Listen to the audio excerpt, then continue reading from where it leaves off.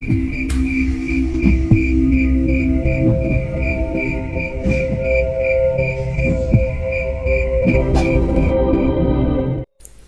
tertantang, Enma dan Rozan langsung datang menghampiri Tori.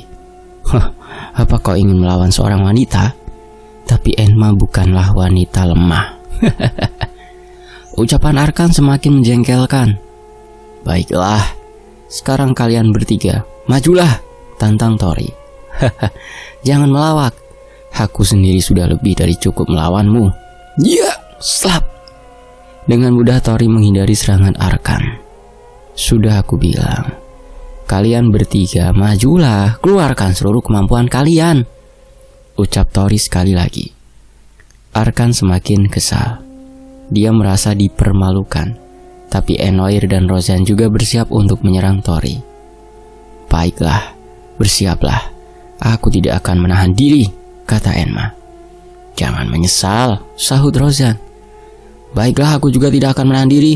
Bersiaplah babak belur, ucap Arkan. Arkan, Rozan, dan Enma benar-benar tidak menahan diri. Mereka serius mengeluarkan segenap kemampuannya. Masing-masing memiliki aura yang unik sebagai seorang pemimpin, terutama Rozan. Rozan menyadari bahwa Tori kuat. Sosok leluhur seperti Gabon bersedia tunduk, pastinya ada alasannya. Tidak menunggu aba-aba lagi, mereka bertiga langsung serentak menyerang Tori dengan gaya bertarung masing-masing. Saat serangan mereka menyentuh Tori, ketiganya terpental saat petir emas menyambar turun ke arah Tori. Sepertinya Tori ingin segera menyelesaikan pertarungan. Tombak naga emas ada dalam genggaman Tori. Mereka bertiga terkejut mendapatkan serangan tiba-tiba. Mereka hanya mengalami luka ringan, tidak ada yang perlu dikhawatirkan. Luar biasa, pemimpin ternyata sekuat itu ya, hebat. Wah, seluruh pasukan singa terbang bersorak. Aku sudah menduga, kau sangat kuat. Aku menyerah, ucap Rozan. Aku juga menyerah, sahut Enma. Sial, gumam Arkan. Selama beberapa tahun di dunia tersebut, Tori mulai terbiasa dengan tombak naga emas. Meskipun Tori masih belum bisa bertahan lama saat menggunakannya, tapi sudah banyak kemajuan. Bagaimana? Masih ada yang ingin menantang penguasa singa terbang? Ucap Gabon. Suasana menjadi hening. Jika tidak ada lagi, persiapkan pasukan kalian dan segera kita berangkat. Wah, wow. Sorakan semangat mengawali mereka. Perjalanan menuju menara jiwa akhirnya dimulai. Padang kematian menjadi saksi bisu bergabungnya 4 kekuatan besar di dunia tersebut. Padang kematian tidak menjadi masalah. Paling rintangan yang harus dihadapi adalah penghuni asli dari klan batu. Meskipun cukup merepotkan, tetapi masih ditangani dengan mudah. Karena klan batu mayoritas buta dan tuli. Asalkan bergerak dengan tepat, klan batu tidak menjadi masalah. Setelah melewati padang kematian yang memiliki suhu yang panas, mereka akan menemukan danau ketamakan. Sebetulnya danau ini sangat indah dan airnya sangat menyegarkan. Siapapun yang datang dari padang kematian pasti akan tergoda ingin segera masuk ke danau tersebut. Dinamakan danau ketamakan bukan danaunya yang bermasalah, tetapi penghuni danau tersebut yang memiliki sifat yang rakus dan kejam. Setelah itu mereka akan tiba di hutan bencana. Tidak ada yang aneh dengan hutan tersebut, sama seperti hutan pada umumnya. Hutan bencana sangat tenang, sejuk, dan nyaman kelihatannya. Tempat yang sangat cocok untuk beristirahat setelah melewati padang kematian dan danau ketamakan yang sangat melelahkan. Namun lengah sedikit saja bencana akan menghampiri. Hutan bencana adalah tempat yang paling berbahaya di dunia tersebut. Sangat nyaman, tetapi juga sangat mematikan. Setelah melewati hutan bencana, baru akan tiba di menara jiwa. Suamiku, apa kamu sudah yakin siap? Ucap Sinta. Siap tidak siap, harus aku lakukan. Kita tidak bisa lebih lama lagi tinggal di sini, istriku, balas Tori. Jangan memaksakan dirimu, suamiku, kata Sinta. Tenang saja, aku tahu batasku, jawab Tori sambil memegang kepala Sinta. 4 pasukan besar akhirnya berangkat. Makhluk lemah yang tidak kuat meneruskan perjalanan terpaksa harus kembali ke tempat mereka sebelum perjalanan lebih jauh lagi. Di saat yang sama, dari arah belakang mereka ada satu pasukan besar yang menyusulnya. Dan hanya ada satu sosok yang berbeda di daratan, sedang menunggangi seekor serigala berkepala 3. "Apa kalian akan pergi tanpaku?" Ucap Jorga yang duduk di punggung Bros. Para pasukan langsung membuka jalan saat Bros mendekat. "Makhluk apa itu? Ia mengerikan sekali. Klan Jorga memang lain." Jorga langsung di depan bersama Gabon yang masih kuat berjalan sendiri, dan Roka yang duduk di atas tandunya. "Lama tidak bertemu, Bros," ucap Roka. "Wah, bukannya kau menyapa aku, malah Bros yang kau pedulikan, Roka," ucap Jorga. "Kau selalu berisik seperti biasanya, Jorga. Kenapa kau kemari?" tanya Roka. "Benar, bukankah kau menolak untuk ikut waktu itu?" sahut Gabon. "Tidak ada alasan khusus. Aku hanya ingin mencari tempat kematian yang pantas. Mati dalam pertempuran adalah momen yang sangat aku inginkan," kata Jorga. Gabon dan Raka sama-sama terkejut. Mereka diam dan mungkin juga sepemikiran dengan Jorga. Padang kematian sangatlah luas. Sudah beberapa hari mereka melakukan perjalanan tersebut. Bertemu dengan klan batu masih bisa mereka atasi dengan mudah. Tetapi banyak prajurit yang mati karena kelelahan. Ada juga yang berniat untuk mundur, tapi tetap kematian yang mereka dapatkan. Sekali memutuskan untuk melewati padang kematian, harus tetap berlanjut, meskipun kematian yang menjemput. Daripada menjadi pengecut yang berujung maut. Setelah perjuangan yang cukup lama di padang kematian, akhirnya mereka tiba di ujung padang kematian. Ada ribuan lebih prajurit yang gugur di padang kematian. Puluhan ribu prajurit mengalami kecemasan, dan ada juga beberapa prajurit tangguh yang masih dalam kondisi kewarasannya. Setelah beberapa hari berjalan melewati padang kematian yang menyiksa, akhirnya tibalah mereka di Danau Ketamakan. Air yang jernih dan terlihat menyegarkan itu membangkitkan semangat para prajurit yang sudah hampir menyerah. Mereka langsung berlari menghampiri danau. Tidak ada lagi yang mereka pikirkan kecuali ingin minum dan berendam menyegarkan tubuhnya. Akhirnya ada air. Tunggu. Bukannya danau ini bahaya? Bahaya apanya? Tenang seperti itu kok. Benar, luar biasa, ayo pergi. Tunggu aku. Hei, jangan mendorong. Hentikan, jangan masuk ke danau. Gabon berusaha mencegah. Tetapi ucapan Gabon tidak digubrisnya. Mereka sudah kehilangan akal karena terlalu lama berada di padang kematian. Beberapa prajurit yang memiliki kemampuan rata-rata dari kelima kekuatan besar saling berebut ingin memasuki danau yang tenang dan indah tersebut. Mereka tidak peduli adanya bahaya. Mereka hanya percaya apa yang mereka lihat saja. "Dasar sekumpulan makhluk bodoh," ucap Arkan. "Bisakah sehari saja tidak mencela? Apa mulutmu akan busuk jika tidak mencela orang?" balas Enma. "Apa katamu?" jawab Arkan kesal. "Diamlah kalian. Apa otak kalian rusak terlalu lama di padang kematian? Bisakah kalian diam? Contohlah Rosan," ucap Orsa. "Wah, diam ke orang-orang berbasia." Arkan langsung diam saat Gabon melirik ke arahnya. Para prajurit dengan bahagianya berendam di Danau Ketamakan. Mereka tidak menyadari satu persatu hilang. Apa mereka tenggelam? Bukan. Tetapi mereka ditarik oleh makhluk misterius dari bawah danau. "Hei, cepat naik dari danau. Ada sesuatu yang tidak beres," ucap salah satu prajurit yang berbeda di daratan. "Otak kau itu yang tidak beres?" "Benar. Kau ingin memakai danau ini sendirian, ha?" "Biur. Tunggulah giliranmu." Mereka sungguh tidak peduli dengan peringatan. Tidak sedikit pun mereka menyadari bahwa yang memasuki danau mulai berkurang. Mereka seperti terhipnotis oleh Danau Ketamakan. Mereka yakin dan percaya bahwa danau tersebut aman. Gabon tidak bisa tinggal diam. Dia tidak ingin pasukannya mati sia-sia. Dia mengangkat palunya dan menghantamnya di pinggir danau. Cedung. Seluruh danau yang tenang tiba-tiba bergetar dan mulai bermunculan makhluk menyerupai buaya dalam keadaan pusing, serta para mayat prajurit yang mengambang. Lalu seketika para prajurit yang asyik berendam langsung naik ke daratan. Ada ribuan atau mungkin lebih makhluk yang menyerupai buaya memenuhi danau. Danau yang indah itu menjadi tempat yang menyeramkan. Para siluman buaya itu mulai mendekati bibir danau. Saat ada di daratan, buaya-buaya itu bisa berdiri seperti halnya manusia. Wah, para buaya itu menyerang. Prajurit yang tidak siap harus mengalami nasib yang tragis. Beberapa siluman buaya mendekati Gabon. Hanya sekali ayunan palu penghancurnya, beberapa siluman buaya hancur berkeping-keping. Shhh. Tidak hanya siluman buaya, ternyata ada siluman ular yang menghuni danau tersebut.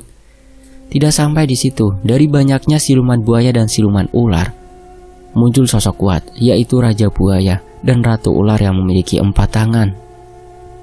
Sepertinya hari ini akan menjadi hari yang mengenyangkan, ucap Raja Buaya sambil mengeluarkan air liurnya. Sebut saja Krokon. Ish, kenapa makan saja yang kau pikirkan, Krokon? Sahut Ratu Ular, Pitana. Pertempuran tidak bisa dihindari. Siluman buaya dan siluman ular tidak sesederhana kelihatannya. Mereka cukup kuat dan merepotkan. Ditambah mereka dalam keadaan yang lapar. Apa mereka pimpinannya? Biar aku tangani, ucap Gabon yang hendak menghampiri Krokon dan Pitana. Hentikan, Gabon. Kau tidak cocok dalam pertempuran di air. Biarkan aku yang mengatasinya, kata Jorga mencegah Gabon. Tuan Jorga, jangan memaksakan diri. Anda adalah leluhur naga yang menjadi simbol kekuatan kami. Jika ada apa-apa, aku takut klan Jarga akan hilang kendali, ucap Brago. Prajurit Jarga, dengarkan aku. Mulai sekarang pimpinan kalian adalah Brago. Kalian dengar? Kata Jorga. Hah? Sahut prajurit Jarga. Tuan Jorga, berikan kesempatan untuk leluhurmu. Sekarang kau punya tanggung jawab. Ingat itu, kata Orsa kepada Brago. Wah. Tiba-tiba angin datang di sekeliling Jorga. Tubuh kecilnya berubah menjadi sosok yang kekar dan kuat, jauh lebih besar dari Gabon, dan lebih kuat saat masa jayanya. Inilah Jorga yang aku kenal, ucap Gabon senang. Roka tersenyum. Seluruh pasukan Jarga malah bersedih melihat leluhurnya dalam kondisi terkuatnya. Tentunya ada alasan kenapa mereka bersedih. Apa yang kalian lakukan? Berikan dukungan kalian kepada leluhur. Kenapa pasang wajah menyedihkan seperti itu? Teriak Brago. Walau sebetulnya dia juga sempat mengeluarkan air matanya. Wah! Seluruh pasukan Jarga menggema di udara. Sorakan semangat untuk Jorga. Hehehe. Terima kasih. Saatnya aku beraksi. Wah! Jorga terbang tinggi, lalu menuju ke arah Krokon dan Pitana. Mereka terlambat untuk menghindar. Kepala mereka berdua dicengkram dengan kedua tangan Jorga. Brum. Jorga mendarat di tengah-tengah danau hingga sampai dasarnya. Sejenak hening beberapa saat. Air danau juga mulai tenang, tapi tiba-tiba api menyembur dari dalam danau. Terlihat Krokon dan Pitana melambung tinggi, terpanggang hangus oleh api yang menyembur. Tidak lama kemudian Jorga keluar dan membantai semua siluman buaya dan siluman ular. Tapi tidak berlangsung lama, Jorga jatuh. Bargo dengan sigap menangkap tubuh Jorga yang perlahan kembali mengecil dan semakin memburuk. Pasukan Jarga tidak bisa lagi menahan tangis. Begitu juga pula Brago menangis terseduh-seduh sambil membopong Jorga dalam keadaan mati karena terlalu tua. Klan Jarga adalah klan naga bersayap yang memiliki perasaan yang dalam. Meninggalnya leluhur mereka menjadi pukulan yang keras. Klan Jorga mampu menampilkan kekuatan penuhnya, bahkan jauh lebih kuat 2 kali lipat, tetapi itu mengorbankan hidupnya untuk memperoleh kekuatan itu, dan hanya bertahan sebentar, lalu akan mati. Tidak hanya klan Jarga yang kehilangan sosok legenda naga terkuat Jorga, Gabon dan Roka pastinya sangat kehilangan.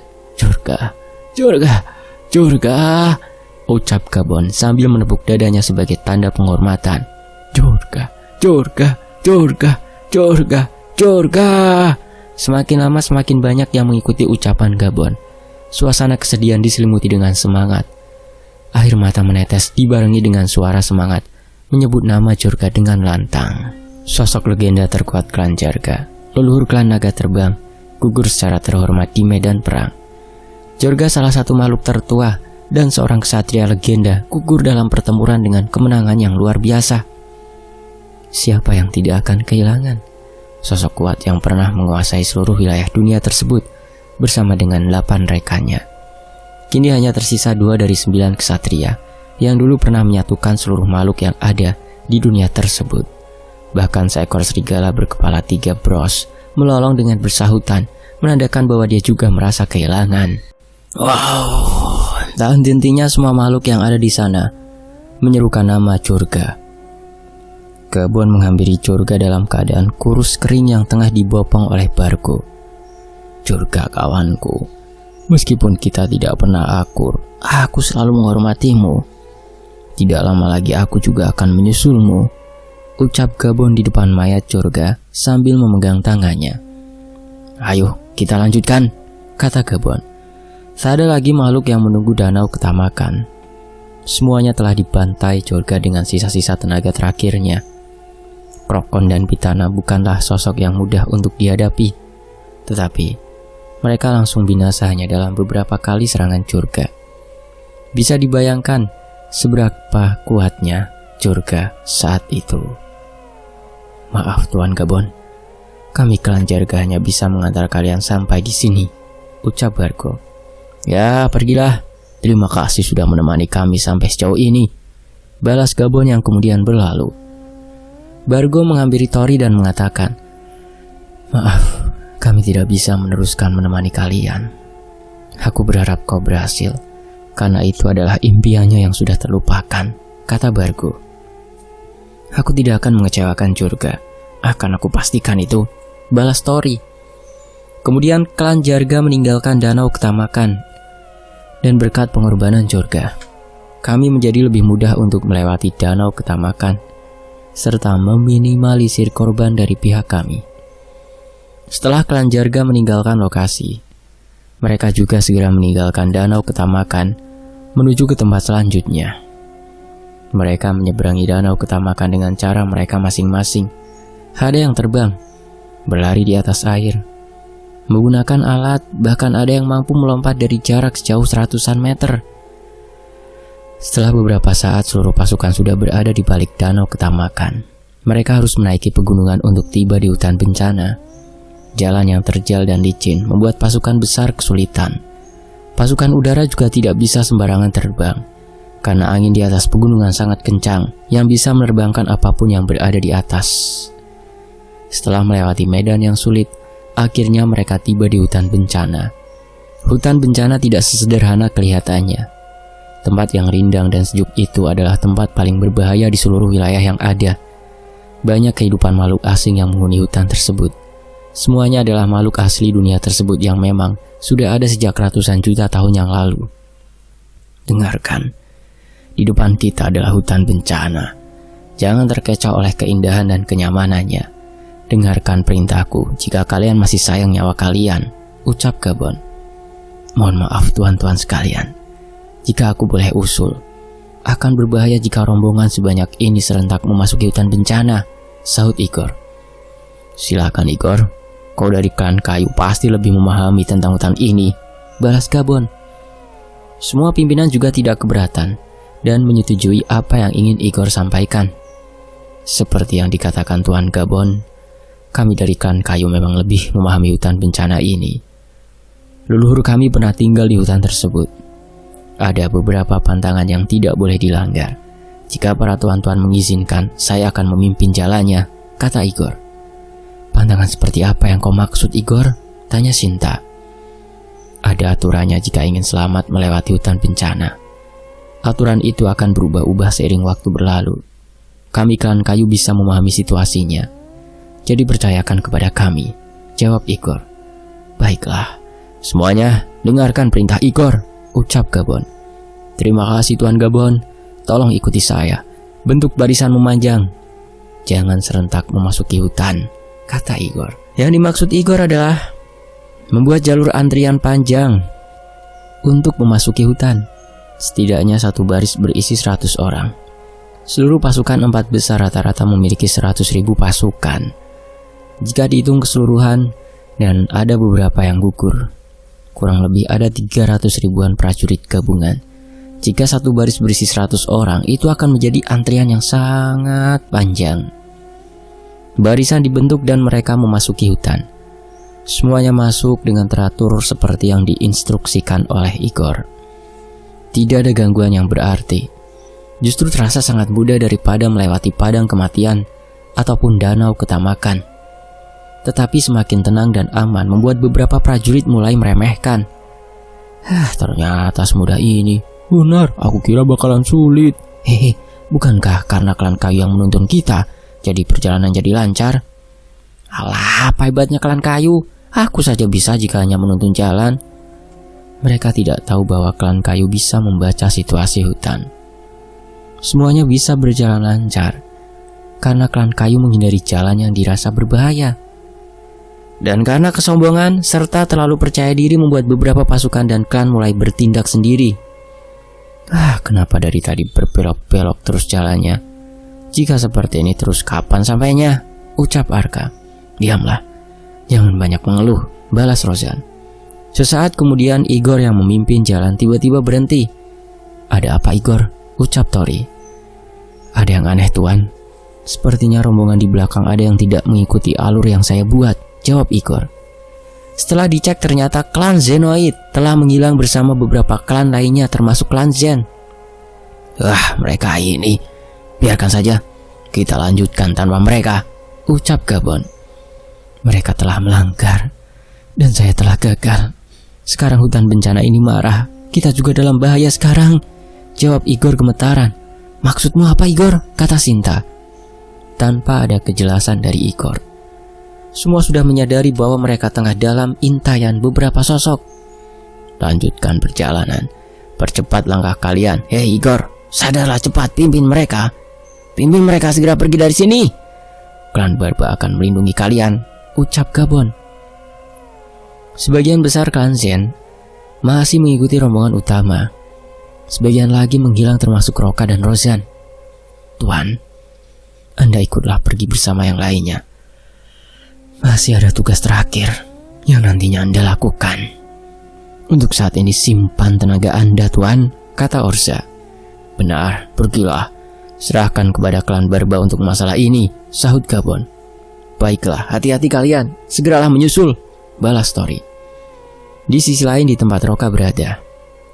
Tunggu, sepertinya kita salah jalur, ucap Roka. Tapi kita terus mengikuti klan Zenoid dari belakang leluhur, ucap salah satu pembawa tandu. Klan Zenoid yang telah memutus jalurnya. Semuanya berhenti. Di mana Rozan? Kata Roka. Tuan Rozan berada di depan bersama Arkan, pemimpin klan Zenoid tuan leluhur. Cepat panggil Rozan kemari, perintah Roka. Baik. Roka punya firasat buruk. Selama ini klan Zenoid selalu memiliki konflik dengan Zen. Mereka sudah sepakat untuk gencatan senjata demi tujuan menaklukkan menara jiwa. Tapi tidak ada yang tahu di balik rencana licik klan Zenoid. Salah satu sosok dari klan Zen yang ingin mencari Rozan terbunuh sesaat ingin pergi menemui Rozan. Apa yang kalian lakukan? Kata salah satu anggota klan Zen. Akhirnya waktu yang ditunggu telah tiba, ucap salah satu anggota klan Zenoid, Nois, anak Arkan. Apa yang kau maksud? Bukankah klan Zenoid sudah sepakat untuk gencatan senjata? Kata anggota klan Zen. Kau tahu apa prajurit rendahan? Dendam leluhurku masih belum terbalaskan. Akhirnya aku punya kesempatan. Kata Nois. Kau hentikan. Roka keluar dari tandu. Tuan leluhur, tolong masuk kembali ke tandu. Biar kami yang menangani masalah ini, kata salah satu anggota klan Zen. Roka hanya didampingi beberapa anggota klan Zen. 5 di antaranya adalah pasukan elit dan sisanya hanyalah pasukan biasa. Dengarkan perintahku. Bunuh semua klan Zen. Serahkan padaku penjaganya. Sisanya serang dan bunuh mereka. Siapa yang berhasil membunuh Roka leluhur klan Zen akan mendapatkan imbalan besar. Perintah Nois. Wah, lindungi leluhur dengan nyawa kalian, ucap anggota klan Zen. 4 orang pasukan elit berhasil ditahan oleh Nois. Hanya ada satu penjaga kuat yang melindungi Orza. Pasukan klan Zenoid sangat banyak. Anggota klan Zen yang hanya berisi puluhan orang tidak bisa bertahan lama. Leluhur, larilah. Itu adalah leluhur klan Zen. Bunuh, bunuh. Itu bagianku, minggir, slap, tes. Wah. Beberapa prajurit klan Zenoid tumbang hanya beberapa langkah Roka. Tapi Hanya itu yang bisa Roka lakukan. Dia langsung ambruk dan gemetar. Dia sudah tidak berdaya. Ayo serang bersama-sama. Terang. Roka masih mampu menangkis beberapa serangan dari prajurit klan Zen. Tapi akhirnya dia tersungkur. Bruk, leluhur, teriak salah satu anggota klan Zen. Roka sudah sangat tua. Kemampuannya juga sudah menurun drastis. Bahkan bertahan melawan prajurit biasa saja kewalahan. Dia tidak pernah dipermalukan seperti itu. Roka sudah tidak kuat bahkan untuk berdiri saja. Dia sudah pasrah jika harus mati hari itu. Leluhur, sat. Di tempat lain, di mana Rozan dan Arkan berada. Karena kabut cukup tebal, mereka tidak bisa melihat ke depan dengan jelas. Hal itu dimanfaatkan oleh Arkan untuk mengecoh Rozan, yang akhirnya mereka keluar jalur. Arkan, kenapa kita keluar barisan? Tanya Rozan. Mana aku tahu Rozan, aku hanya mengikuti jalan. Kau tahu sendiri kabut ini menutupi pandangan kita, jawab Arkan. Arkan memang sengaja menjebak klan Zen. Meskipun mereka sepakat untuk gencatan senjata, tetapi dendam di masa lampau tidak bisa klan Zenoid terima. Di masa lalu, leluhur klan Zenoid bertarung dengan leluhur klan Zen dan mengakibatkan tewasnya leluhur klan Zenoid. Sebetulnya kematian leluhur klan Zenoid adalah keinginannya sendiri karena ingin mati terhormat dalam pertarungan. Tetapi penerus klan Zenoid mengartikan lain, bahwa leluhur klan Zen Roka yang telah membunuh leluhur mereka. Klan Zenoid menyimpan dendam itu hingga turun-temurun, dan akhirnya mereka mendapatkan kesempatan untuk membalas dendam. Ada keributan apa di belakang? Rozan berhenti. Biarkan saja. Palingan juga para kroco-kroco bikin ulah, jawab Arkan. Kau cari tahu apa yang terjadi, perintah Rozan. Baik tuan, jawab anggota klan Zen. Kemudian mereka melanjutkan perjalanan. Setelah beberapa saat utusan yang diperintahkan Rozan tidak kunjung datang. Kemana orang itu? Kalian berdua, cepat periksa situasinya. Baik. Rozan mulai merasakan ada sesuatu yang tidak beres. Arkan juga mulai menunjukkan niat membunuhnya. Tapi Rozan masih belum menyadari jika Arkan yang telah merencanakan semuanya. Saat Rozan ingin bertindak mengecek sendiri, tiba-tiba sring, serang. Apa maksud semua ini Arkan? Ucap Rozan. Hahaha, apa perlu penjelasan lagi? Mungkin leluhurmu sekarang sudah mati, balas Arkan. Arkan, kau? Pertarungan tidak bisa dihindari. Arkan dan Rozan bertarung imbang. Tetapi karena perbedaan jumlah pasukan, klan Zen semakin tertekan. Pertarungan berjalan cukup lama, yang semakin lama klan Zen semakin terpojok. Namun di saat yang kurang menguntungkan, Arkan salah mengambil langkah dan terjebak di lumpur hidup. Tidak menyia-nyiakan kesempatan, Rozan membantai pasukan klan Zenoid sambil menuju ke arah Roka. Roka yang saat itu tidak berdaya harus menerima nasibnya jika harus mati. Serat, Rozan, ucap Roka. Rozan sangat kelelahan. Rozan bergerak cepat menuju leluhurnya berada. Dan untungnya Rozan tepat waktu. Klan Zen sangat tidak diuntungkan karena perbedaan jumlah pasukan. Akhirnya klan Zen terpaksa mundur. Di tempat klan Barba berada, mereka harus menghadang penghuni asli hutan bencana. Gabon sangat panik, tidak seperti biasanya. Dia tahu bahaya apa yang sedang mereka hadapi. Wah, syah, dum. Makhluk aneh mulai bermunculan. Ada 3 jenis makhluk dengan jumlah yang cukup banyak. Wah, makhluk besar dengan wujud seperti banteng, sangat agresif dan kejam. Mereka disebut iblis banteng. Syah. Sosok misterius ini adalah jenis kera yang diciptakan oleh makhluk yang sangat kuat. Kera-kera ini disebut Greg, sangat lincah dan kuat. Setiap kera memiliki keunikan tersendiri di setiap kemampuannya. Bawaan sebelum makhluk diubah menjadi pasukan kera. Dum. Makhluk ini adalah ras dari klan batu yang memiliki tingkatan jauh lebih tinggi, tidak buta dan mampu mendengar. Daya tempurnya juga lebih kuat dari klan batu biasa. Centikan jarinya mampu menghancurkan batu sebesar 10 kali ukuran tubuhnya. Sosok ini disebut juga sebagai Gudom. Wah, hati-hatilah, mereka lawan yang cukup merepotkan, ucap Gabon. Wah, klan Barba tiba-tiba memiliki moral tinggi dan meningkat 100% kemampuannya saat Gabon berteriak. Namun klan Barba hanya bisa bertahan. Mereka tidak bisa menyerang serampangan, karena harus melindungi rombongan Tori hingga keluar hutan. Shoot! Cerp! Ratusan anak panah melesat melewati klan Barba dan mengarah ke musuh. Klan Munde akan membantu kalian. Tembak! Ucap Ratu. Shoot! Shoot! Oh Ratu, terima kasih, ucap Erza. Fokuslah yang ada di depan. Kami akan bantu melemahkan musuh, kata Ratu. Bagus. Semuanya bersiap. Jangan biarkan ada yang lolos, ucap Orza. Dibantu oleh klan Munde, klan Barba menjauh lebih mudah melawan musuh yang terluka karena panah. Klan Munde juga mendapatkan efek semangat dari teriakan Gabon, sehingga membuat mereka jauh lebih cepat melepaskan anak panah. Mereka kira hanya mereka yang bisa melancarkan serangan jarak jauh. Lempar mereka dengan apa yang kalian temukan, ucap salah satu makhluk kuat pimpinan klan Batu, Ogri. Dum dum dum.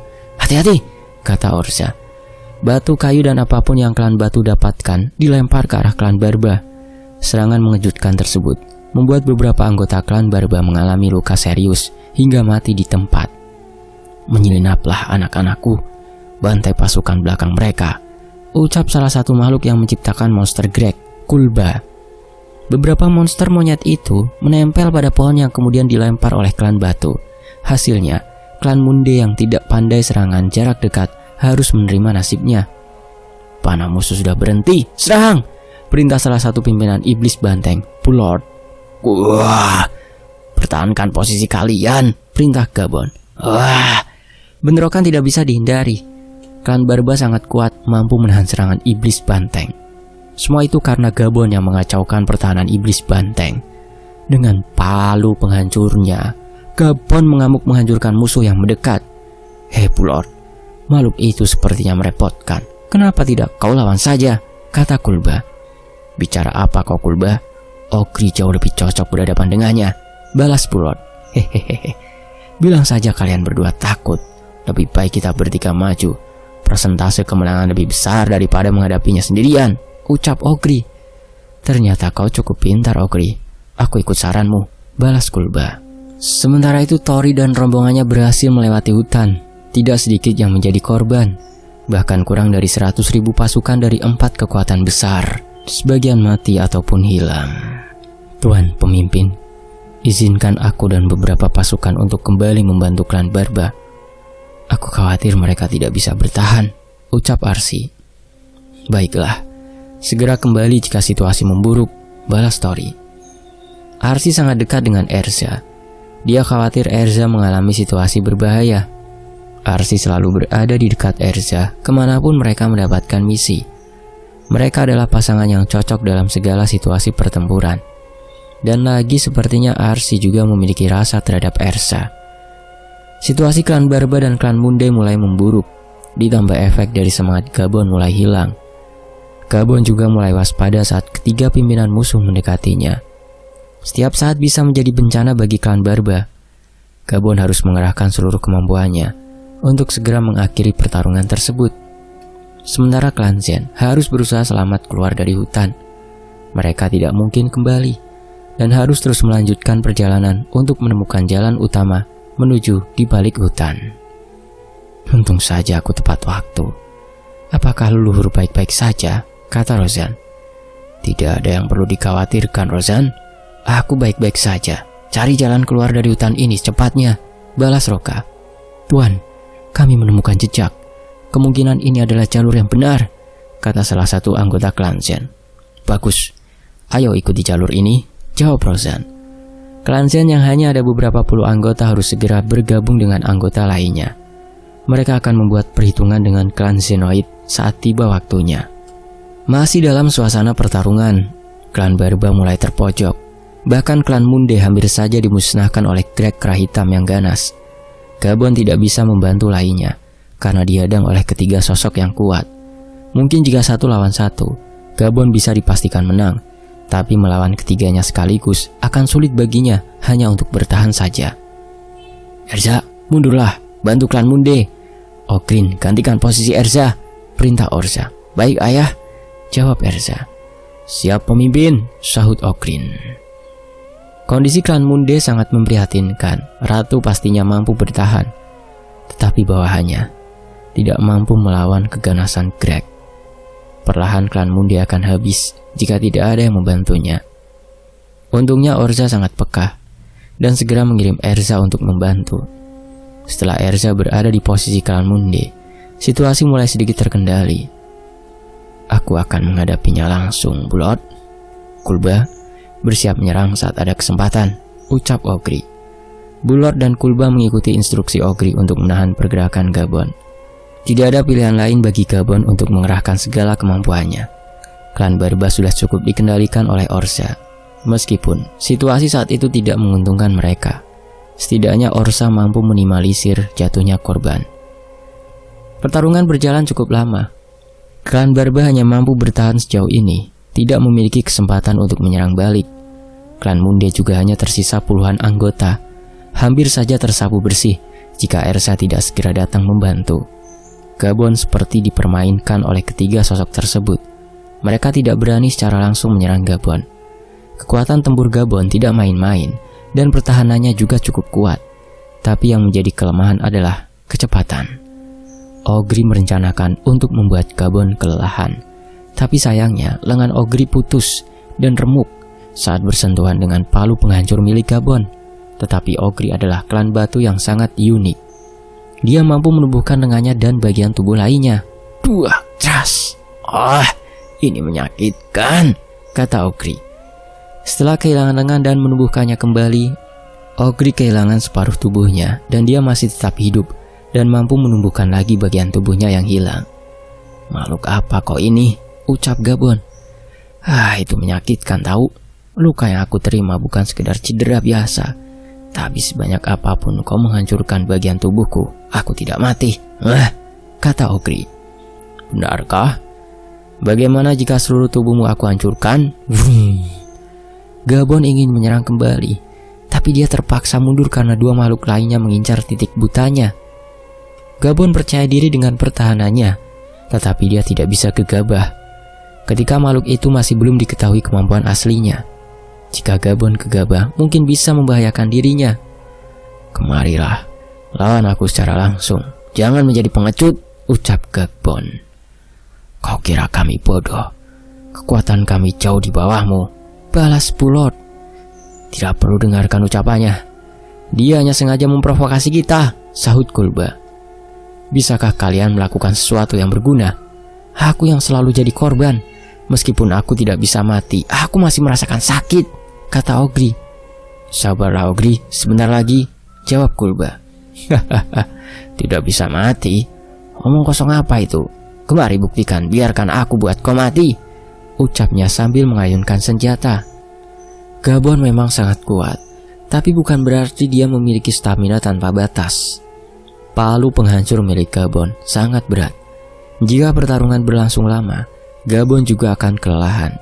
Senjata Gabon bukan untuk pertarungan jangka panjang, hanya efektif untuk menggempur dan tipe serangan penghancur. Semakin lama, Gabon semakin kewalahan. Dia menjadi sering mendapatkan serangan daripada melancarkan serangannya. Situasinya akan memburuk. Gabon tidak segera menyelesaikan pertarungannya. Bulot, awas! Teriak Kulba. Untung saja. Kenapa serigala kepala 3 ada di sini? Kata Bulot. Bulot hanya memperhatikan Bros saja. Dia tidak menyadari bahwa Gabon sudah berada di sampingnya yang sudah mengangkat palunya. Tunggu! Trat. 2 kali pukulan langsung telak mengenai Bulot.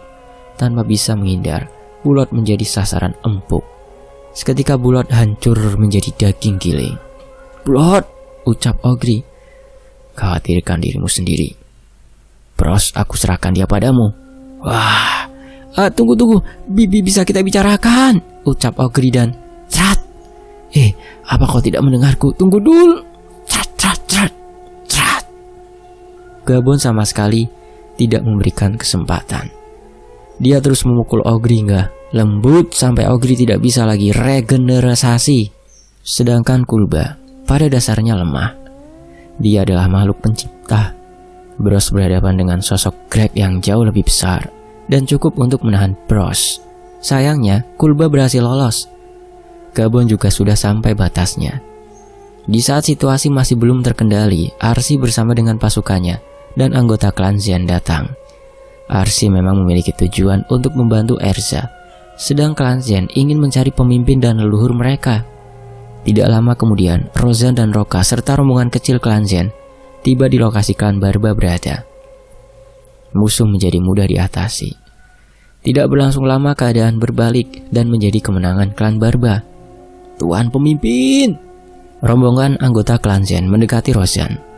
"Rozan, bagaimana bisa kau terpisah dari rombongan utamamu?" tanya Orza. "Klan Xenoid penyebabnya. Mereka mau balas dendam," jawab Rozan. "Roka, apa kau baik-baik saja?" tanya Gabon. "Aku baik-baik saja." "Apa-apaan kondisimu itu, Gabon?" balas Roka. "Aku kelelahan," kata Gabon duduk di sembarang tempat. Pertempuran yang cukup lama akhirnya selesai. Banyak kerugian yang dialami klan Barba, dan yang paling banyak korban adalah klan Munde. Mereka hanya menyisakan puluhan anggota saja dari ratusan anggotanya. Setelah cukup istirahat, mereka segera keluar dari hutan bencana. Gabon dan Roka duduk di atas punggung Bros. Sudah cukup banyak korban untuk sampai di hutan bencana. Namun, jika dibandingkan dengan yang pernah dilakukan oleh ke-9 kesatria sebelumnya, kerugian dan korban jauh lebih sedikit. Gabon dan rombongan akhirnya keluar dari hutan bencana. Tidak nampak klan Xenoid berada di sana, yang kemungkinan masih berada di dalam hutan. "Oh, kalian sudah berhasil keluar. Di mana klan Xenoid?" kata Tori. Rozan kemudian menjelaskan semuanya. "Tidak di sini maupun di dunia luar. Klan Xenoid tetap saja," ucap Sinta. "Tidak perlu memikirkan mereka, yang terpenting kita harus sampai menara itu," saut Gabon yang menuju ke arah menara jiwa. "Tapi sepertinya tidak mudah melewati pusaran angin itu, Gabon," kata Tori. "Ya, tidak salah lagi. Dulu aku hampir kehilangan nyawa saat menerobos pusaran angin itu," balas Gabon. Mereka memandang jauh ke depan. Nampak menara tinggi yang menembus awan. Banyak kilat petir di sekelilingnya. Tidak hanya itu, ada angin tornado hidup di sekitarnya. Jumlahnya banyak dan bergerak secara acak. Menurut Gabon, angin tersebut adalah sosok makhluk yang melindungi menara jiwa. Anginnya mampu merobek apapun. Ketajamannya bagaikan ribuan pedang. Angin tersebut dinamakan angin astral. Angin astral, makhluk hidup penghuni asli dunia buku jiwa. Angin tersebut yang menjaga menara jiwa dan melindunginya. Angin astral tidak bisa dibunuh, atau setidaknya tidak ada yang tahu bagaimana cara melakukannya. Yang ingin tetap di sini, biarlah di sini. Yang ikut jangan coba-coba melawan angin astral. Hindari saja sebisa mungkin, ucap Gabon. "Aku ikut, aku juga. Siapa yang tidak ingin melihat di akhir? Aku juga ikut. Mati pun aku rela asal bisa melihat menara jiwa dari dekat." Petir menyambar ke segala arah. Beberapa menyentuh angin astral yang membuatnya tampak lebih berbahaya. Seakan menyadari kehadiran mereka, angin astral bertambah cepat pergerakannya. Bergerak zigzag dan ada pula yang berbenturan dan menjadi angin astral yang lebih besar. Tidak ada yang tidak ciut nyalinya saat melihat perubahan tersebut. Mungkin aku di sini saja. Aku akan menemanimu di sini. Lebih banyak orang lebih aman di sini. Dasar pengecut kalian. Duar. Wah. Bilang saja kau juga takut. Petir semakin liar dan hujan mulai turun. Kondisi yang tidak memungkinkan untuk menerobos cuaca yang ganas tersebut. Jangan memaksakan diri. Yang berniat ikut harus siap dengan segala kemungkinannya. Ayo berangkat, ucap Gabon. Tidak seperti biasanya, Gabon sangat terburu-buru tanpa memperhitungkan langkahnya terlebih dahulu. Mungkin yang dia pikirkan akan sangat buruk jika menunda waktu lebih lama lagi. Di kawasan angin astral memang sangat berbahaya, tetapi sangat banyak harta di dalamnya, seperti pusaka dan benda-benda berharga lainnya. Gabon sengaja tidak mengatakan itu karena takut mereka akan sembarangan bertindak tanpa menghiraukan bahayanya. Celing, kau lihat? Apa sih? Itu adalah pusaka tingkat tinggi. Di sana lihatlah. Ini cukup aneh, benar kan Roka? Gumam Gabon. Ya, sepertinya harta di kawasan angin astral semakin ke arah pinggiran. Sebelumnya kita mendapati berada di tengah-tengah dan dijaga oleh angin astral super dan king astral. Atau kemungkinan lain, sahut Roka. Semakin banyak harta di wilayah angin astral, Gabon meneruskan ucapan Roka. Situasinya akan jauh berubah sekarang, ucap Roka. Seperti yang dikatakan Roka, yang sebelumnya banyak mengurungkan niatnya karena takut dengan angin astral. Saat melihat benda-benda berharga di dalamnya, seluruh pasukan tidak ada yang mau tinggal. Mereka akan mencoba keberuntungan untuk mendapatkan harta tersebut. Jika harta seperti itu, ini setimpal jika harus mengorbankan nyawa.